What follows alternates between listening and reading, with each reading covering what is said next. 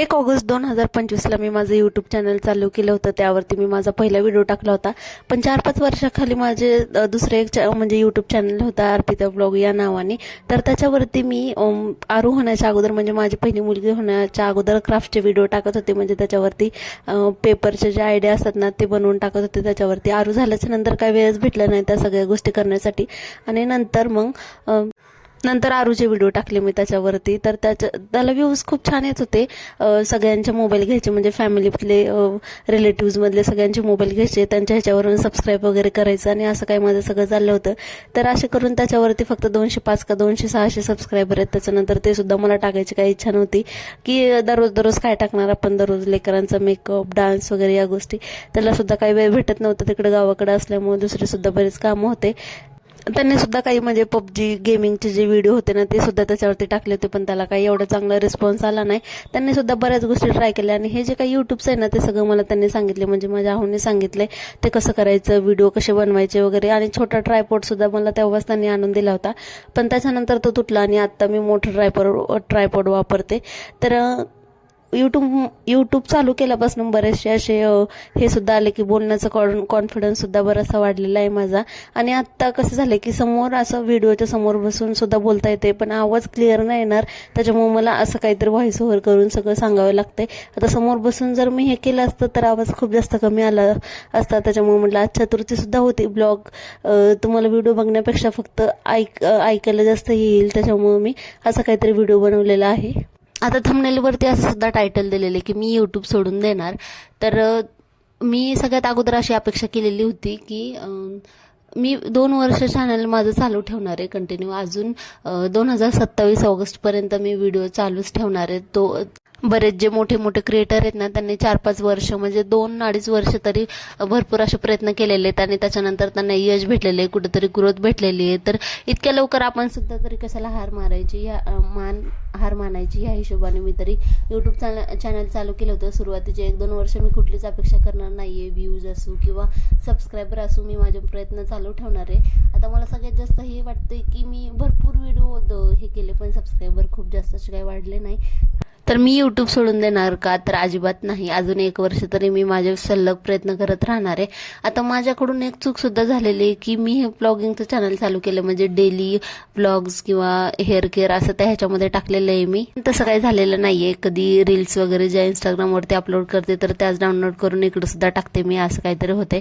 आणि त्याच्यामुळे मला असं वाटते की यूट्यूबच्या अल्गोरिदमला सुद्धा कन्फ्युजन होत असेल की नक्की व्हिडिओ कोणाजवळ पाठवायचे, मिनी ब्लॉग सगळ्यांकडे पाठवायचे का हे पाठवायचे. पण त्याला व्ह्यूज छान येतात. जे रील्स हे केले ना त्याला 1K वरतीच व्ह्यूज येतात. आणि जे मिनी ब्लॉग वगैरे आहेत ना त्याला सुद्धा मी पाठीमागं जेव्हा फक्त मिनी ब्लॉग अपलोड करायचे ना 8-15 दिवस, मध्येच 1-2 वेळेस जर गॅप पडला आणि आपण दुसरा व्हिडिओ हे केला की लगेच मग ते सगळं चेंज होऊन जातं असं मला वाटतंय.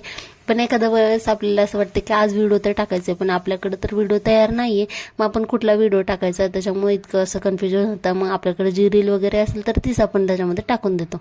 लॉंग व्हिडिओमध्ये सुद्धा आपण दररोज काय दाखवणार, एवढं 7-8 मिनिटाचा व्हिडिओ, त्याच्यामध्ये काय दाखवायचं, तेच स्वयंपाक, तेच रेसिपीज. आणि त्याच्यामुळे असं वाटतं की काय आपण नवीन करू शकतो. लहान मुलाला सांभाळायचं, आपण सारखं काय बाहेर वगैरे सुद्धा जाऊ शकत नाही. आठवड्यातून एकदा सुट्टीच्या दिवशी बाहेर जायचं, त्याच्यामुळे बाहेरचे व्हिडिओ आपल्याला घेता येतात. पण घरात बसून नेहमीच तेच आहे, सकाळी उठायचं, डब्बा वगैरे बनवायचा आणि दररोज काय दाखवायचं असं मला सुद्धा प्रश्न पडतो. त्याच्यामुळं कधी शूट करते कधी नाही करत, पण दररोज तर काही शूट करणं हे काही पॉसिबल होत नाही. बरेच असे सुद्धा क्रिएटर आहेत की त्यांना 6 महिन्यामध्ये किंवा 1 वर्षामध्ये छान अशी ग्रोथ सुद्धा भेटली, त्यांचे चॅनल सुद्धा मॉनिटाईज झाले. पण मला वाटते सुरुवातीपासून ब्लॉगिंग करणाऱ्याचं किंवा त्यांचे सुद्धा अगोदर 1-2 चॅनल झाले असतील, त्याच्यानंतर त्यांनी हे चालू केलं आणि ते लवकर मॉनिटाईज झालं असं होत असेल. पण मला तरी वाटतं की 1 वर्षाच्या अगोदर चॅनल मॉनिटाईज हे होतच नसेल कोणाचं.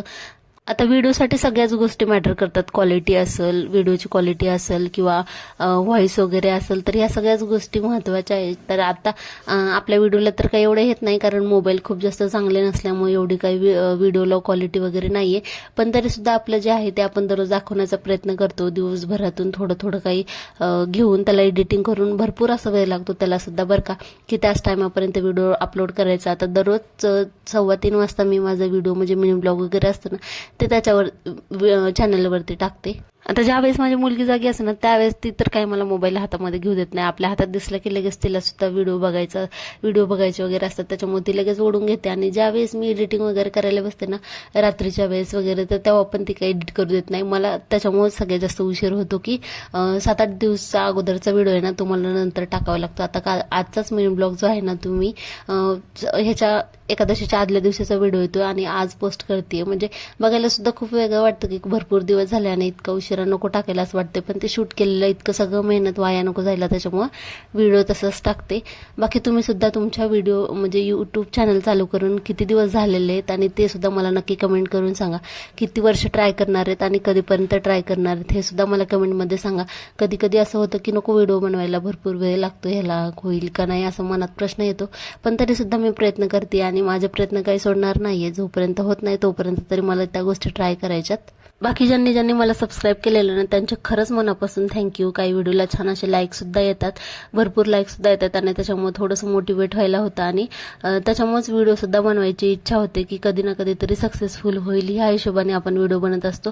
आजचा व्हिडिओ तुम्हाला कसा वाटला नक्की सांगा आणि सबस्क्राईब करायला अजिबात विसरू नका. धन्यवाद.